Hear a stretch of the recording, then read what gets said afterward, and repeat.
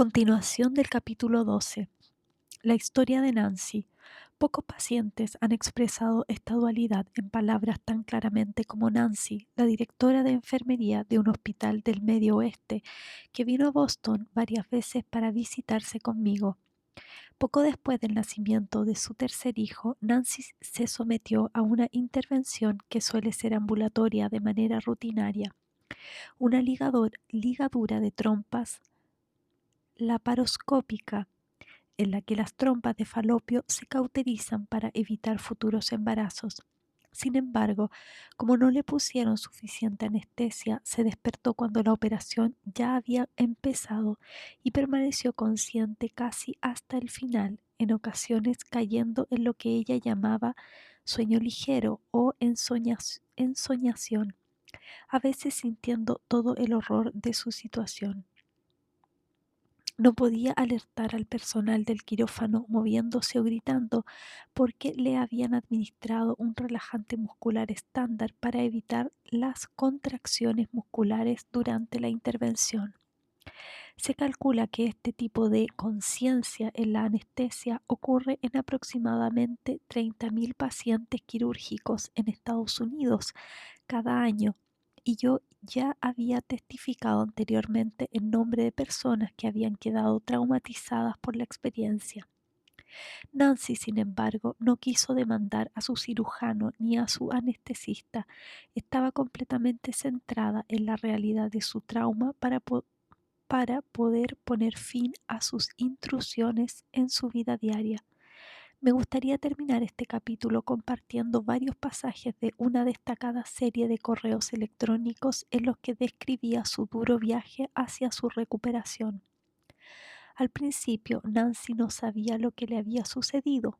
Cuando volvimos a casa, yo seguía algo aturdida, haciendo las cosas típicas de la casa, pero sin sentir realmente que estaba viva o que era real. Me costó dormir esa noche.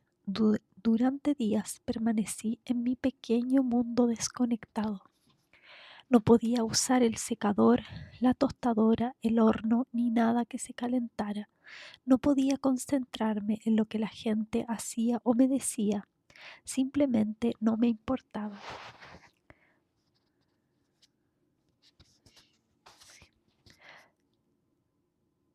Cada vez estaba más nerviosa, cada vez dormía menos, sabía que me estaba comportando de un modo extraño y seguía intentando comprender qué me tenía tan asustada. La cuarta noche tras la intervención, hacia las 3 de la mañana, empecé a darme cuenta de que el sueño en el que había estado viviendo todo ese tiempo estaba relacionado con las conversaciones que escuché en el quirófano. De repente me vi transportada de nuevo al quirófano y pude sentir mi cuerpo paralizado mientras lo quemaban. Estaba sepultada en un mundo de terror y horror. Desde ese momento, afirma Nancy, los recuerdos y los flashbacks irrumpieron en su vida. Era como si la puerta estuviera ligeramente abierta, permitiendo la intrusión. Era una mezcla de curiosidad y de evitación. Seguía teniendo miedos irracionales, me daba muchísimo miedo dormir, sentía una sensación de terror al ver el color azul. Mi marido, desgraciadamente, sufría el mayor impacto de mi enfermedad. Le atacaba sin pretenderlo realmente. Dormía como máximo 2 o 3 horas y mis jornadas estaban repletas de horas de flashback. Estaba permanentemente hiperalerta, sintiéndome amenazada por mis propios pensamientos y queriendo escapar de ellos. Perdí 10 kilos en 3 semanas. La gente no dejaba de decirme lo guapa que estaba. Empecé a pensar en mi muerte. Desarrollé una visión muy distorsionada de mi vida, en la que todos mis éxitos se reducían y los antiguos fracasos se amplificaban.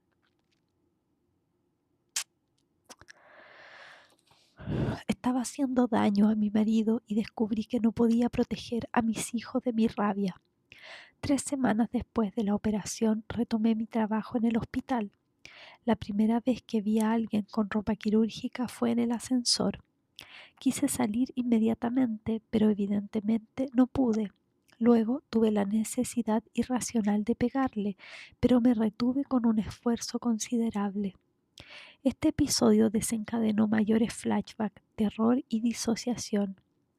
Lloré durante todo el trayecto del trabajo a casa. Después de aquello me hice adepta a la evitación. Nunca subía a un ascensor, nunca iba a la cafetería y evitaba las plantas quirúrgicas.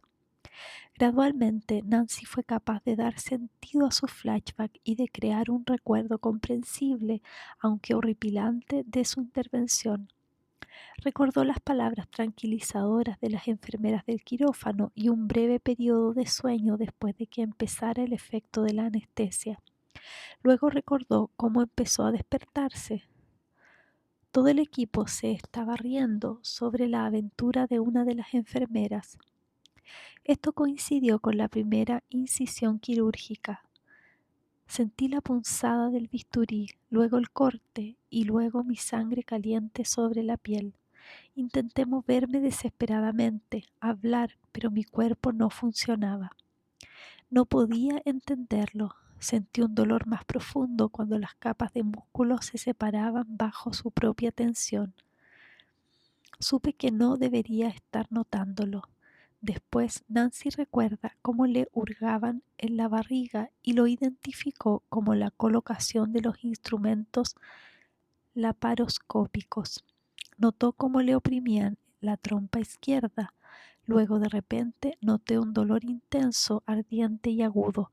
Intenté escapar, pero la sonda de cauterización me perseguía, quemándome implacablemente. Simplemente no hay palabras para describir el terror de esta experiencia. Ese dolor no era como cualquier otro dolor sentido y superado antes, como un hueso roto o un parto natural. Empieza como un dolor extremo, luego sigue implacablemente mientras va quemando lentamente la trompa. El dolor de que te corten con el bisturí no es nada en comparación con este dolor enorme. Luego de golpe, la trompa derecha notó el impacto inicial de la sonda cauterizante. Cuando les escuché reír, perdí brevemente la noción de dónde estaba. Creí que estaba en una sala de torturas y no podía entender por qué me torturaban sin pedirme ninguna información. Mi mundo se redujo a una pequeña esfera en torno a la mesa del quirófano. No había percepción del tiempo, no había pasado ni futuro, solo había dolor, terror y horror. Me sentía aislada de toda la humanidad, profundamente sola a pesar de estar rodeada de gente. La esfera se cerraba encima de mí. En mi agonía tuve que hacer algún movimiento. Escuché a la enfermera de anestesia decirle al anestesista que estaba ligera. Pidió más medicación y luego dijo tranquilamente: no hace falta ponerlo en el historial. Es el último recuerdo que tengo. En los últimos correos electrónicos que me mandó, Nancy intentaba captar la realidad existencial del trauma. Quiero contarle cómo es un flashback. Es como si el tiempo se doblara o se torciera, de manera que presente y pasado se funden, como si me transportara físicamente al pasado. Los símbolos relacionados con el trauma original, por muy benignos que sean en realidad, se contaminan por completo y se convierten en objetos que hay que odiar, temer, destruir si se puede o evitar si no. Por ejemplo, cualquier tipo de plancha, de juguete, de ropa, de pelo, termina viéndose como un instrumento de tortura. Cada vez que veía ropa de quirófano me quedaba disociada, confundida, mareada físicamente y en ocasiones conscientemente enfadada. Mi matrimonio se está derrumbando de a poco. Mi marido ha terminado convirtiéndose en la gente despiadada, el personal de quirófano que me hizo daño sin dejar de reírse. Existo en un estado dual. Una insensibilidad generalizada me cubre con una manta y sin embargo el contacto con un niño pequeño me devuelve al mundo. Durante un momento estoy presente y formo parte de la vida. No soy solo una observadora. Es interesante que en el trabajo funciono muy bien y y siempre me hacen comentarios positivos.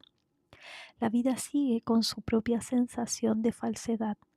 Esta existencia dual tiene algo de extraño, de raro, me cansa. Sin embargo, no puedo abandonar y no puedo engañarme pensando que si ignoro a la bestia, desaparecerá. Muchas veces me he dicho que ya había recordado todos los acontecimientos en torno a la intervención, hasta que vuelvo a descubrir uno más.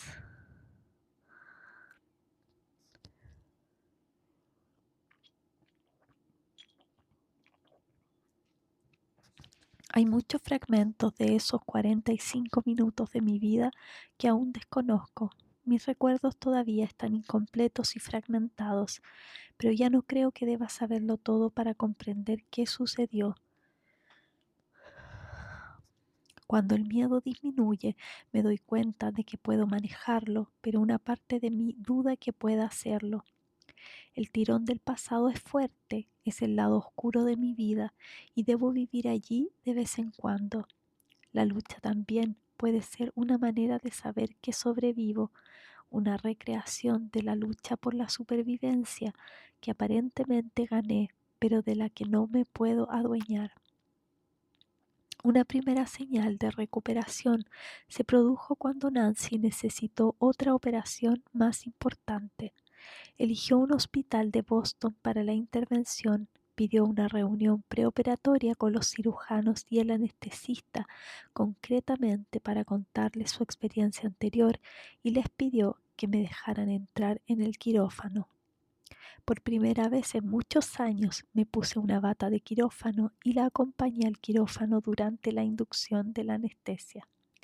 Esta vez se despertó con una sensación de seguridad. 2 años después escribí a Nancy pidiéndole permiso para usar su relato en este capítulo. En su respuesta me puso al día sobre el progreso de su recuperación. Me encantaría poder decir que la operación a la que fuiste tan amable de acompañarme puso fin a mi sufrimiento. Tristemente no fue así. Al cabo de unos 6 meses tomé 2 decisiones que resultaron providentes. Dejé la terapia cognitivo-conductual para trabajar con un psiquiatra psicodinámico y me apunté a clases de pilates. En nuestro último mes de terapia le pregunté a mi psiquiatra por qué no había intentado amarrarme como los otros terapeutas habían intentado y fracasaron. Me dijo que teniendo en cuenta lo que había logrado con mis hijos y en mi trabajo, creía que tenía suficiente resiliencia como para sanarme yo misma si creaba un entorno seguro para poder hacerlo.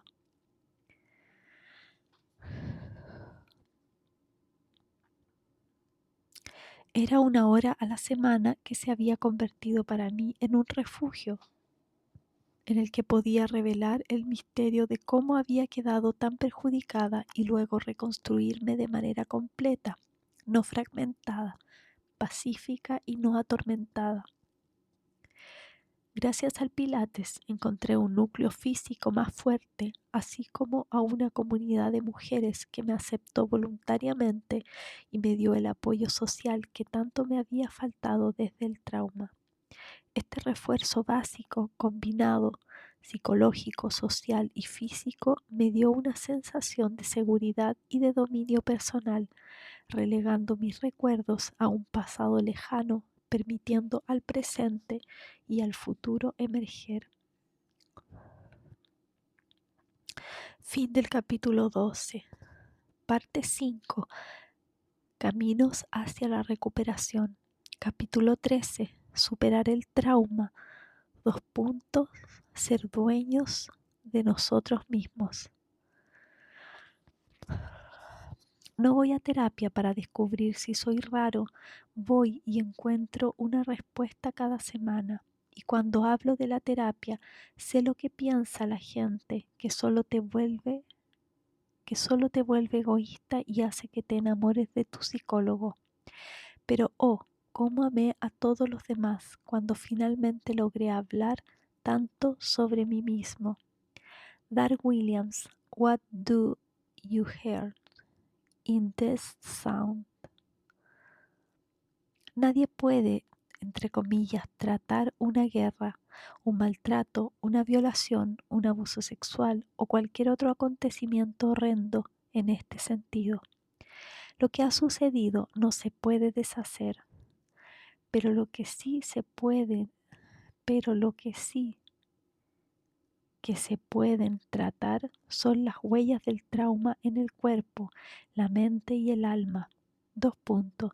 Las sensaciones aplastantes en el pecho que podemos etiquetar como ansiedad o depresión, el miedo a perder el control, estar siempre en alerta ante el peligro o el rechazo, el odio hacia uno mismo, las pesadillas y los flashbacks, la niebla que nos impide concentrarnos y dedicarnos totalmente a lo que estamos haciendo, la incapacidad de abrir por completo nuestro corazón a otro ser humano.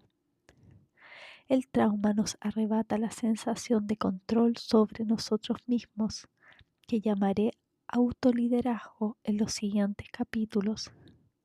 1. El reto de la recuperación es volver a adueñarnos de nuestro cuerpo y de nuestra mente, de nosotros mismos.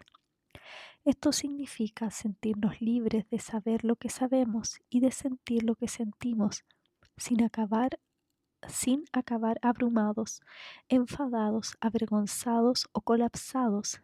Para la mayoría de las personas, ello implica 1. Encontrar el modo de permanecer tranquilos y centrados. 2. Aprender a mantener esta calma ante imágenes, pensamientos o sonidos o sensaciones físicas que nos recuerdan el pasado. 3. Encontrar el modo de estar completamente vivos en el presente, interactuando con las personas que nos rodean. 4. No tener que guardar secretos sobre nosotros mismos, incluyendo secretos sobre las cosas que nos han permitido sobrevivir. Estos objetivos no son etapas que haya que superar una a una en una secuencia fija. Se superponen y algunos pueden ser más difíciles que otros, dependiendo de las circunstancias individuales. En cada uno de los siguientes capítulos hablaré de métodos o enfoques específicos para superarlos. He intentado que estos capítulos sean útiles tanto para los supervivientes de los traumas como para los terapeutas que los tratan. Las personas que sufren estrés temporal también los pueden encontrar útiles. He utilizado extensamente cada uno de estos métodos para tratar a mis pacientes y también los he experimentado personalmente. Algunas personas mejoran usando solo uno de los métodos, pero para la mayoría lo ideal son diferentes enfoques en diferentes fases de su recuperación. He realizado estudios científicos de muchos de los tratamientos que describo aquí y he publicado las conclusiones de dichos estudios en revistas científicas revisadas por otros expertos.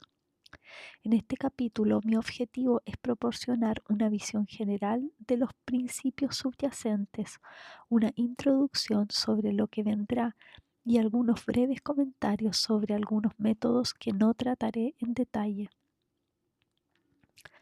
Un nuevo enfoque sobre la recuperación.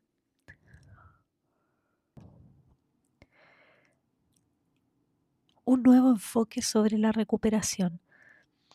Cuando hablamos de trauma, solemos empezar con una historia o una pregunta. ¿Qué sucedió durante la guerra? ¿Sufrió tocamientos alguna vez? Le hablaré sobre ese accidente o esa violación. ¿O tenía alguien de su familia problemas con la bebida? Sin embargo, el trauma es mucho más que una historia sobre algo que sucedió hace mucho tiempo. Las emociones y las sensaciones físicas que quedaron impresas durante el trauma se experimentan no como recuerdos, sino como reacciones físicas perturbadoras en el presente. Para recuperar el control sobre nosotros mismos, debemos retomar el trauma. Tarde o temprano deberemos enfrentarnos a lo que nos ha sucedido, pero solo cuando nos sintamos seguros y cuando no nos vuelva a traumatizar. La primera consigna es encontrar el modo de manejar la agitación provocada por las sensaciones y las emociones asociadas con el pasado. Como hemos mostrado en las anteriores partes de este libro, los motores de las reacciones postraumáticas se encuentran situados en el cerebro emocional, a diferencia del cerebro racional, que se expresa mediante pensamientos. El cerebro emocional se manifiesta mediante reacciones físicas: dolor de tripas, latidos acelerados, respiración rápida y superficial, sensaciones de desgarro, hablar con un hilo de voz o con la voz tensa, y los característicos movimientos corporales que significan colapso, rigidez, rabia o estar a la defensiva. ¿Por qué no podemos ser razonables? ¿Y puede ayudar la comprensión? El cerebro racional y ejecutivo sabe ayudarnos a comprender de dónde vienen los sentimientos. Por ejemplo, me da miedo acercarme a un chico porque mi padre abusaba de mí. O me cuesta expresar mi amor a mi hijo porque me siento culpable por haber matado a un niño en Irak. Sin embargo, el cerebro racional no puede suprimir las emociones, las sensaciones o los pensamientos. Entre paréntesis, como vivir con una sensación de amenaza o sentir que somos fundamentalmente una persona horrible, aunque racionalmente sepamos que no debemos sentirnos culpables porque nos hayan violado. Entender por qué nos sentimos de cierta manera no cambia cómo nos sentimos, pero puede evitar que nos rindamos ante reacciones intensas. Por ejemplo, atacar a un jefe que nos recuerda a nuestro abusador, romper con nuestra pareja al primer desacuerdo o saltar a los brazos de un extraño. Sin embargo, cuanto más exhaustos estamos, más deja paso nuestro cerebro racional a nuestras emociones. Terapia del sistema límbico. La cuestión fundamental para superar el estrés traumático es restablecer el equilibrio adecuado entre los cerebros racional y emocional para poder sentir que mantenemos el control de nuestra respuesta y de nuestro comportamiento ante la vida. Cuando nos vemos empujados a estados de hiper o hipoactivación, quedamos fuera de nuestra, entre comillas, ventana de tolerancia, el abanico de funcionamiento óptimo. Nos volvemos reactivos y desorganizados. Nuestros filtros dejan de funcionar. Los sonidos y las luces nos molestan. Nos vienen a la mente imágenes indeseadas del pasado y nos dan ataques de pánico o de ira. Si estamos desconectados, tenemos el cuerpo y la mente insensibilizados. Nuestro pensamiento se vuelve lento y nos cuesta movernos de la silla. Mientras estamos hiperactivados o desconectados, no podemos aprender de la experiencia. Aunque logramos mantener el control, nos ponemos tan tensos. En Alcohólicos Anónimos lo llaman sobriedad forzada, que nos volvemos inflexibles, testarudos y deprimidos. Superar el trauma significa recuperar el funcionamiento ejecutivo y con él la autoconfianza y la capacidad de diversión y creatividad.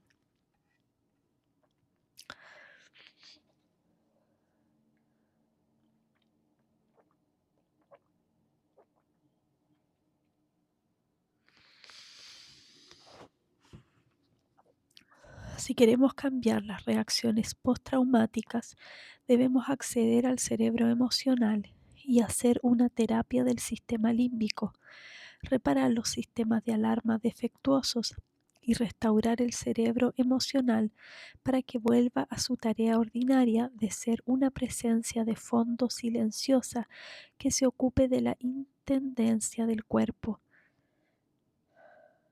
asegurándose de que comemos, dormimos, conectamos con nuestra pareja, protegemos a nuestros hijos y nos defendemos contra el peligro.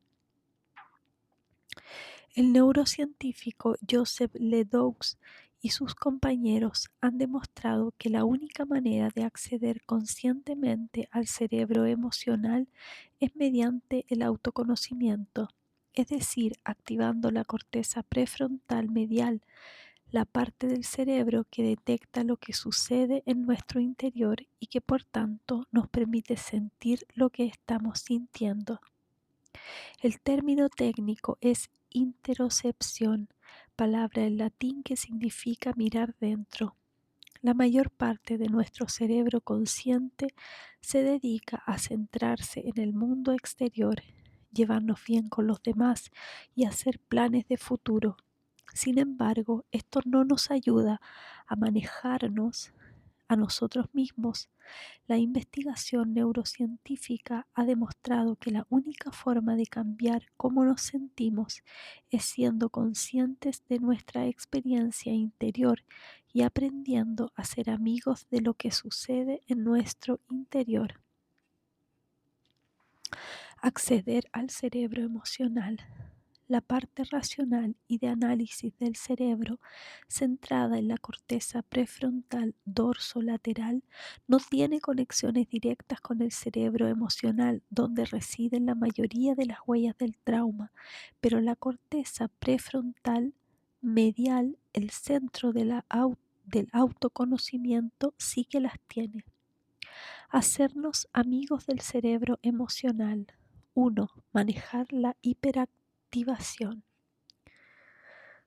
En las últimas décadas, la psiquiatría general se ha centrado en el uso de fármacos para cambiar cómo nos sentimos, y esto se ha convertido en la forma aceptada de manejar la hiper y la hipoactivación. Hablaré de los fármacos más adelante en este capítulo, pero antes debo subrayar que tenemos muchas aptitudes innatas para mantenernos en equilibrio. En el capítulo 5 vimos cómo se registran las emociones en el cuerpo. Aproximadamente el 80% de las fibras del nervio vago que conecta el cerebro con muchos órganos internos son aferentes, es decir, discurren del cuerpo hacia el cerebro. Esto significa que podemos educar directamente nuestro sistema de activación según nuestra forma de respirar, cantar y movernos, un principio que se ha utilizado desde tiempos inmemoriales en lugares como China y la India y en todas las prácticas religiosas que conozco, pero que se considera sospechosamente alternativo en la cultura general. En una investigación respaldada por los Institutos Nacionales de Salud, mis compañeros y yo demostramos que 10 semanas de práctica de yoga reducían claramente los síntomas del trastorno por estrés postraumático en pacientes que no habían respondido a ninguna medicación o a ningún otro tratamiento. Hablaré del yoga en el capítulo 16. El neurofeedback, tema en el que se centra el capítulo 19, también puede resultar especialmente efectivo en niños y en adultos que están tan hiperactivados o desconectados que les cuesta mucho centrarse y establecer prioridades. Aprender a respirar tranquilamente y a permanecer en un estado de relajación física relativa, incluso mientras se accede a recuerdos dolorosos y horribles, es una herramienta fundamental para la recuperación. Cuando deliberadamente realizamos unas respiraciones lentas y profundas, notamos los efectos del freno parasimpático en nuestra activación, como explicamos en el capítulo 5. Cuanto más centrados permanecemos en nuestra respiración, más beneficioso será, especialmente si prestamos atención hasta el final de la expiración y luego esperamos un momento antes de volver a inspirar.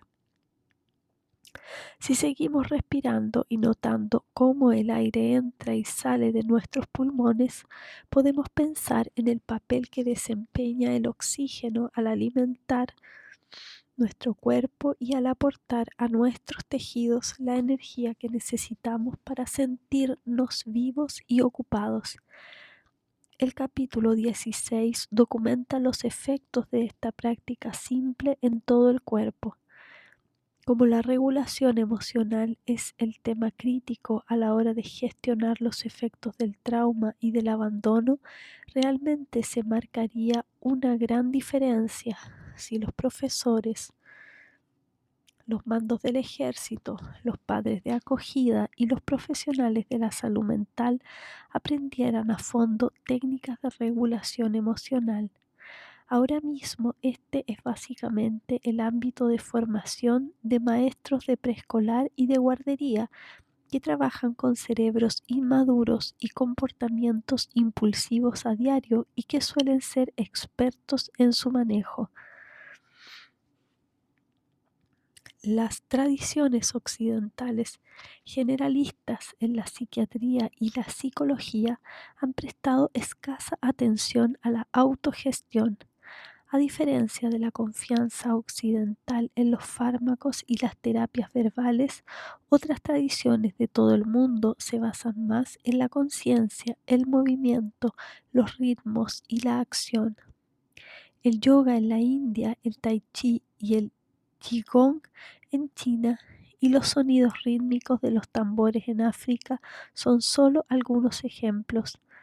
Las culturas de Japón y de la península de Corea han generado las artes marciales, que se centran en cultivar el movimiento con un propósito y en centrarse en el presente, unas capacidades que las personas traumatizadas tienen alteradas. El aikido, el judo, el taekwondo y el jiu-jitsu, así como la capoeira de Brasil, son algunos ejemplos. Todas estas técnicas implican movimiento físico, respiración y meditación. Aparte del yoga, pocas de estas tradiciones de sanación no occidentales populares han sido estudiadas sistemáticamente para el tratamiento del trastorno por estrés postraumático. No hay mente sin conciencia.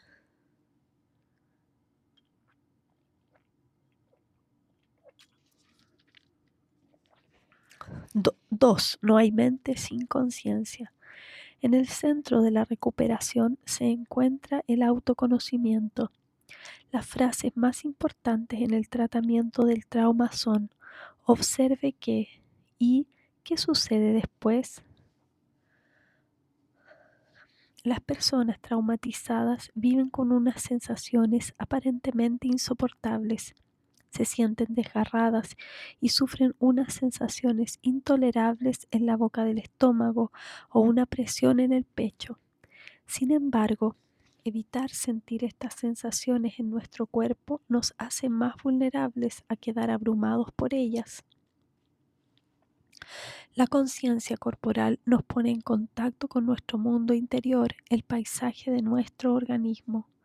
Observar simplemente nuestro enfado, nuestro nerviosismo o ansiedad nos ayuda inmediatamente a cambiar nuestra perspectiva y nos abre nuevas opciones distintas de las reacciones automáticas habituales.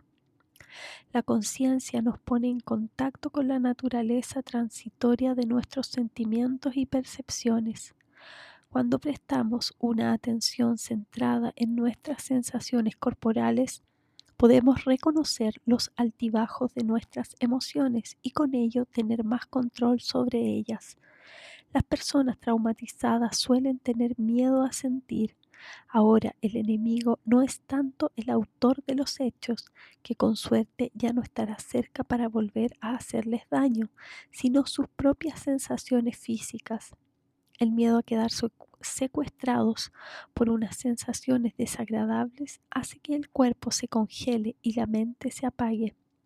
Aunque el pasado sea algo pasado, el cerebro emocional sigue generando sensaciones que hacen que la víctima se sienta asustada e impotente.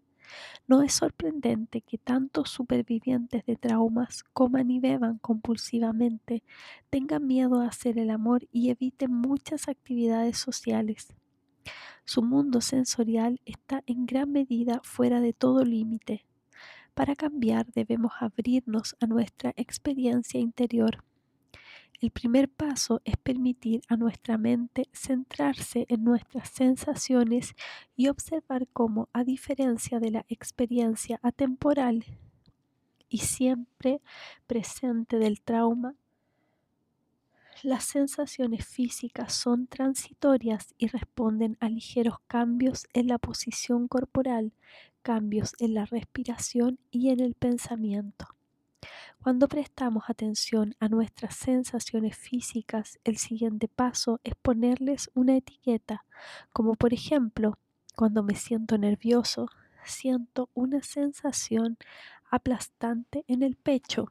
Entonces suelo decir al paciente: céntrese en esta sensación y observe cómo cambia al expirar profundamente o cuando se golpea el pecho justo por debajo de la clavícula o cuando se permite a sí mismo llorar.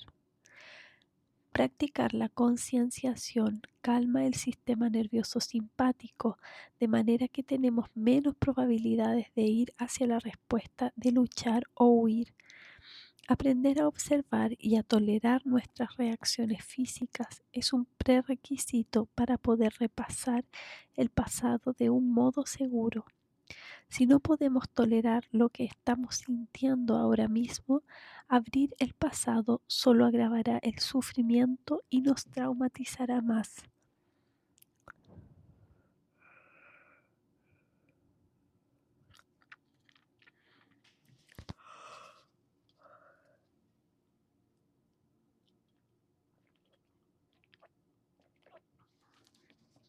Podemos tolerar una gran cantidad de malestar siempre y cuando seamos conscientes de que las conmociones corporales cambian constantemente. En un momento sentimos presión en el pecho, pero si respiramos profundamente y expulsamos todo el aire, esta sensación disminuye y puede que observemos otra cosa, quizás una tensión en el hombro. Ahora podemos empezar a explorar lo que sucede cuando respiramos profundamente y notamos cómo el tórax se nos expande. Cuando nos sentimos más tranquilos y más curiosos, podemos volver a la sensación en el hombro. No debemos sorprendernos si nos viene a la mente algún recuerdo espontáneo relacionado con ese hombro. El siguiente paso es observar la interrelación entre nuestros pensamientos y las sensaciones físicas. ¿Cómo quedan registrados determinados pensamientos en nuestro cuerpo? Pensamientos como mi padre me ama o mi novia me ha dejado, ¿producen sensaciones diferentes? Ser consciente de cómo nuestro cuerpo organiza emociones o recuerdos particulares nos permite liberar sensaciones e impulsos que bloqueamos antaño para poder sobrevivir. En el capítulo 20 sobre los beneficios del teatro describiré en mayor detalle cómo funciona.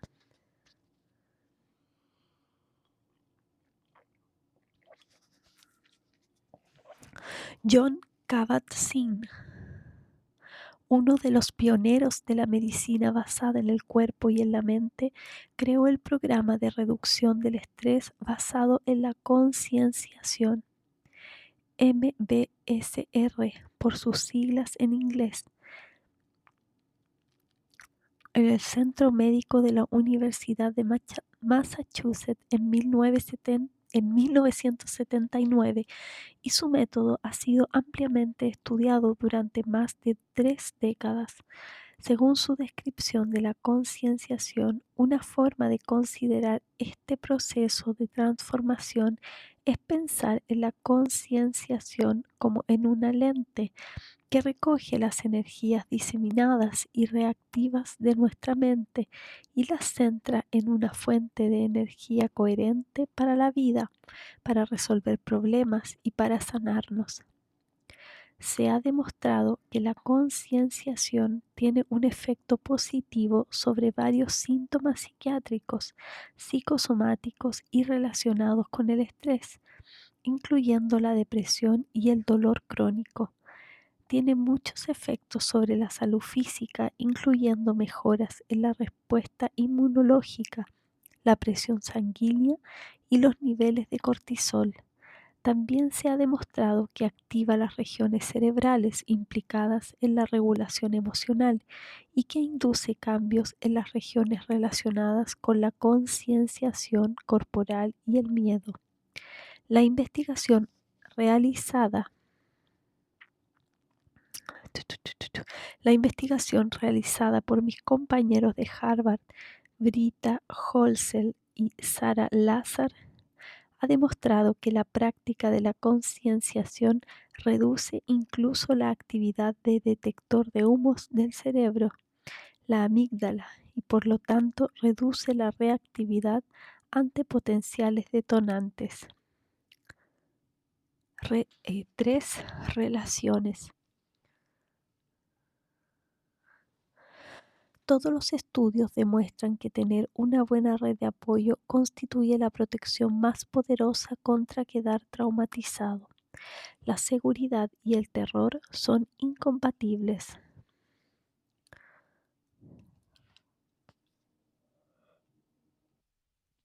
Cuando estamos aterrorizados, nada nos calma más que una voz tranquilizadora o el abrazo fuerte de alguien en quien confiamos.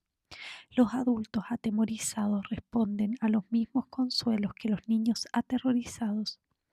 Un abrazo y un balanceo dulces y la confianza de que alguien más grande y más fuerte se ocupa de todo, de manera que podemos dormirnos tranquilamente. Para recuperarse, la mente, el cuerpo y el cerebro deben estar convencidos de que relajarse es seguro.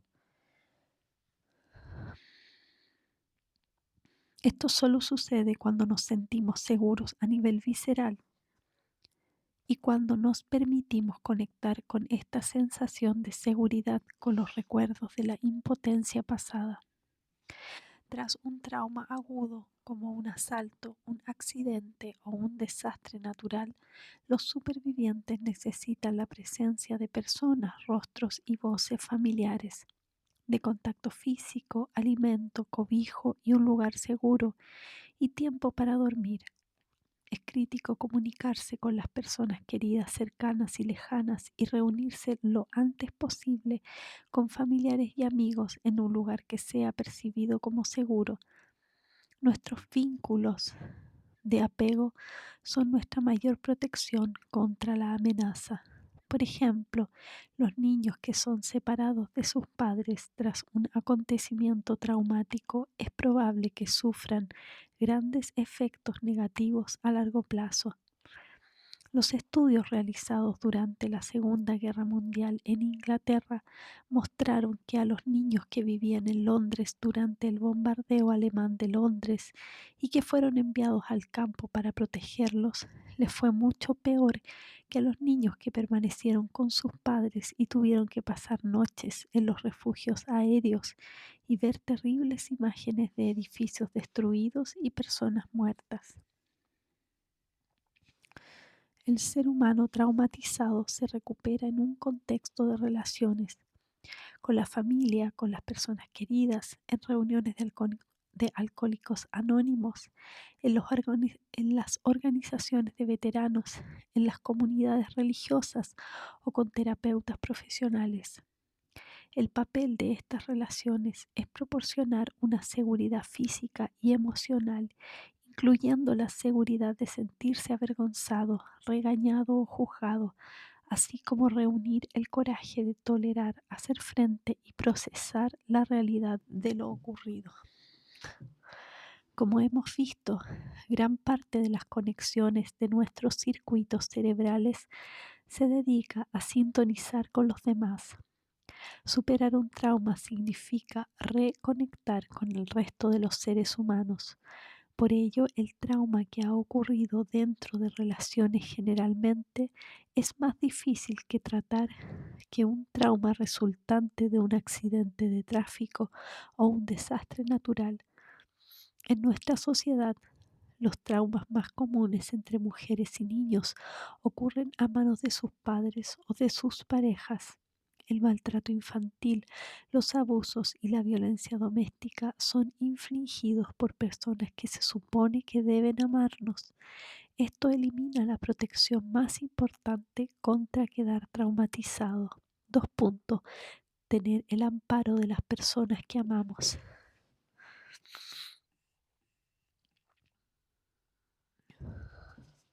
Si las personas hacia las que nos orientamos naturalmente en busca de cuidado y protección nos aterrorizan o nos rechazan, aprendemos a desconectarnos y a ignorar lo que sentimos. Como vimos en la parte 3, cuando nuestros cuidadores se vuelven en nuestra contra, debemos encontrar formas alternativas de lidiar con el miedo, la ira o la frustración. Gestionar solos el terror produce otros problemas: disociación, desesperación, adicciones, una sensación crónica de pánico y relaciones marcadas por el aislamiento, la desconexión y las explosiones. Los pacientes con estos historiales raramente relacionan lo que les sucedió hace mucho tiempo con cómo se sienten y se comportan en el momento actual. Todo parece imposible de manejar. El alivio solo les llega cuando son capaces de reconocer lo sucedido y reconocer los demonios invisibles con los que están luchando.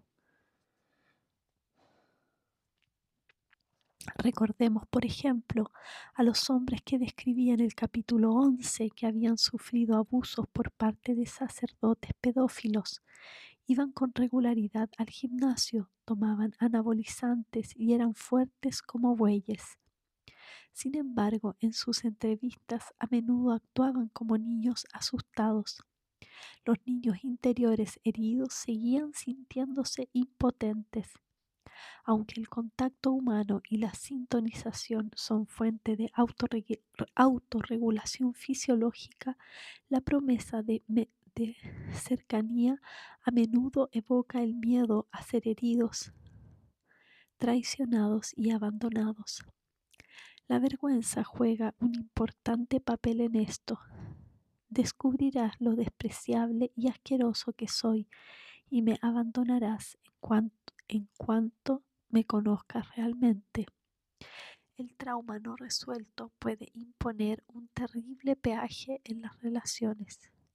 Si seguimos con el corazón roto porque alguien a quien amamos nos ha atacado, seguramente nos preocupará que nos vuelvan a hacer daño y nos dará miedo abrirnos a algo nuevo. De hecho, puede que inconscientemente intentemos lastimar nosotros primero a los demás antes de que puedan lastimarnos ellos a nosotros.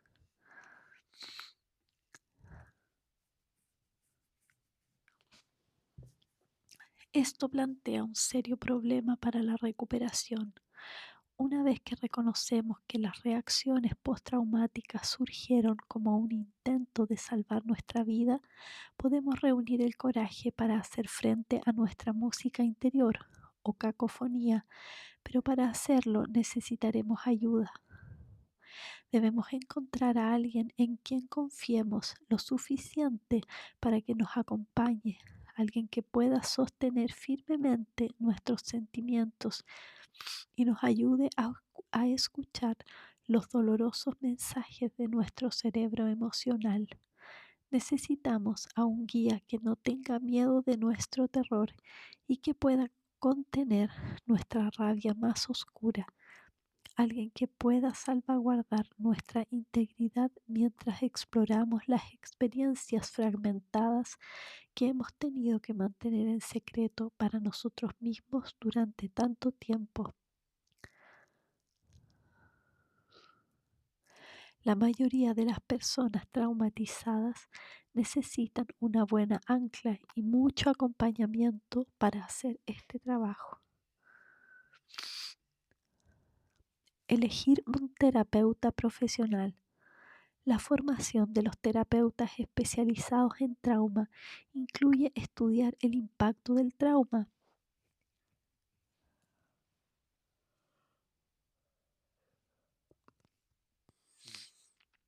de los estudiar el impacto del trauma, de los malos tratos y del abandono, y dominar diversas técnicas que puedan ayudar a uno, estabilizar y calmar a los pacientes. 2.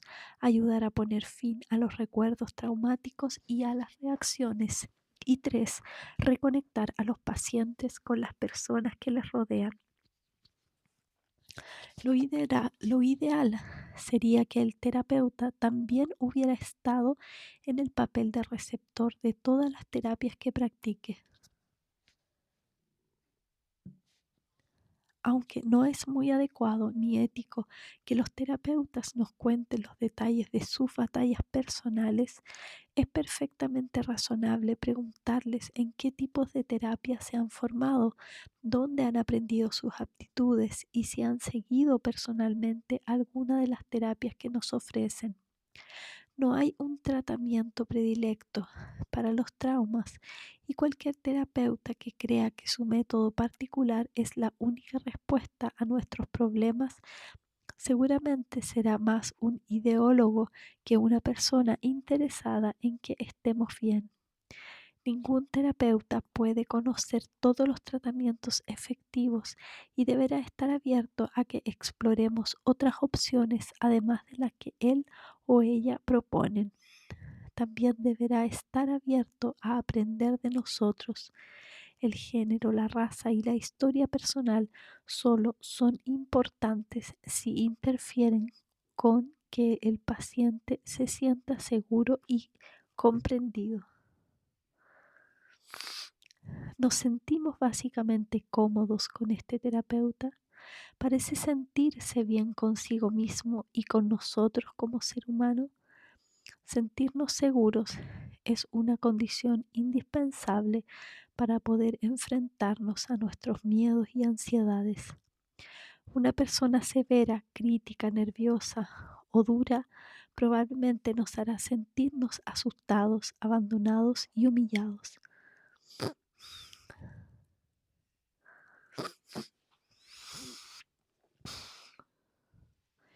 Y esto no nos ayudará a resolver nuestro estrés traumático. En ocasiones, cuando se remueven antiguos sentimientos del pasado, podemos tener la sensación de que el terapeuta se parece a alguien que nos hizo daño o nos maltrató.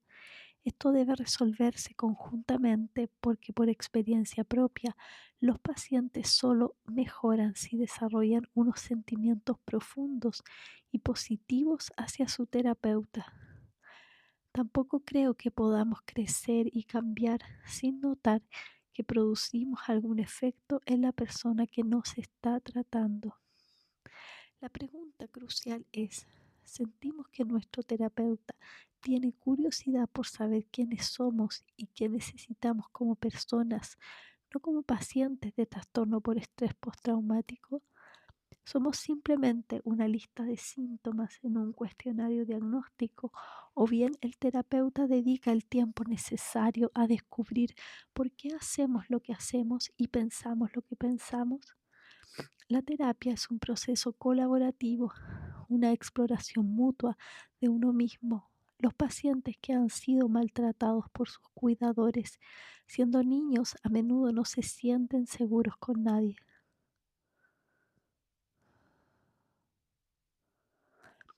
Suelo preguntar a mis pacientes si recuerdan a alguna persona con la que se sintieran seguros de pequeños.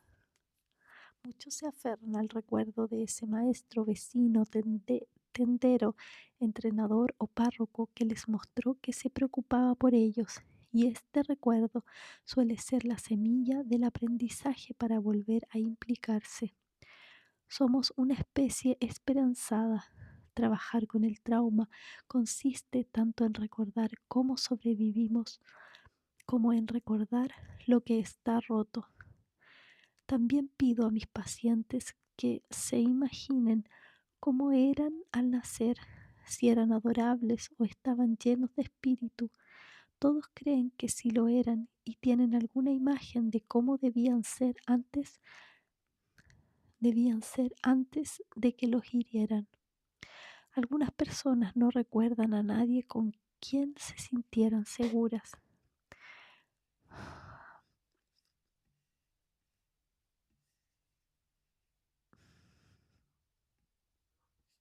Para ellos, relacionarse con caballos o con perros podría ser más seguro que tratar con seres humanos.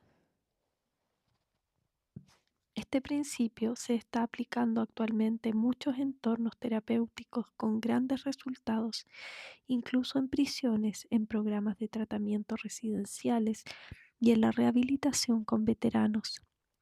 Jennifer, miembro de la primera promoción del Centro Van der Kolk, que llegó al programa con 14 años, muda y fuera de control, dijo durante su ceremonia de graduación que el hecho de que le confiaran la responsabilidad de cuidar a un caballo fue el primer paso crucial para ella.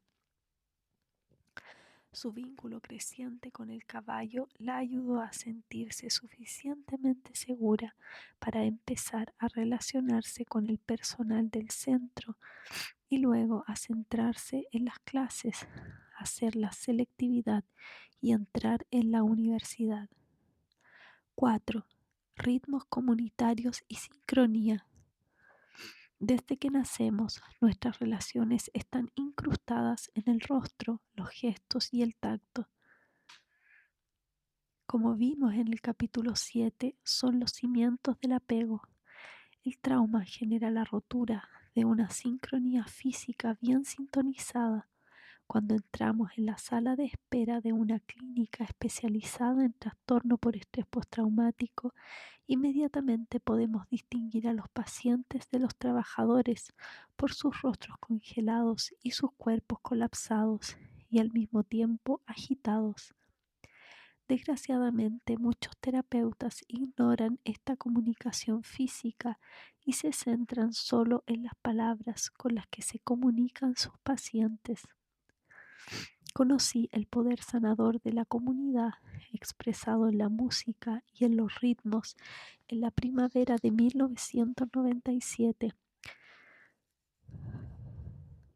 siguiendo el trabajo de la Comisión de Verdad y Reconciliación de Sudáfrica. En algunos lugares que visitamos seguía produciéndose una violencia terrible. Un día participé en un grupo con supervivientes de violaciones en el patio de una clínica de un pueblo cerca de Johannesburgo. Se oía el sonido de los disparos a poca distancia, mientras el humo ondeaba sobre las paredes del complejo y el olor del gas lacrimógeno flotaba en el aire. Más tarde nos enteramos de que habían matado a 40 personas. Sin embargo, aunque el entorno era desconocido y aterrador, reconocí perfectamente a ese grupo. Las mujeres estaban hundidas en las sillas, tristes y paralizadas, como tantos grupos terapéuticos para víctimas de violación que había visto en Boston. Sentí una sensación familiar de impotencia y rodeado por personas abatidas, me sentí yo también abatido mentalmente. Luego una de las mujeres empezó a tararear, balanceándose suavemente hacia adelante y hacia atrás. Poco a poco fue emergiendo un ritmo y poco a poco las otras mujeres se unieron a la primera. Enseguida todo el grupo estaba cantando, moviéndose, levantándose para bailar. Fue una transformación sorprendente. Personas que volvían a la vida con los rostros en sintonía, con el cuerpo revitalizado. Me prometí que aplicaría lo que estaba viendo allí y que estudiaría cómo el ritmo, el canto y el movimiento pueden ayudar a sanar el trauma. Veremos más sobre esto en el capítulo 20, dedicado al teatro, en el que muestro cómo grupos de gente joven, entre ellos delincuentes juveniles y niños de acogida en riesgo, poco a poco aprenden a trabajar juntos y a depender unos de otros, ya sea como compañeros en juegos de espada shakespearianos o como escritores y actores musicales. Varios pacientes me han contado que cantar en coro, el aikido, bailar tango o el kickboxing les ha ayudado y yo estoy encantado de compartir sus recomendaciones con otras personas a las que trato. Aprendí otra potente lección sobre el ritmo y la sanación cuando pidieron a varios médicos del Trauma Center que trataran a una niña muda de 5 años.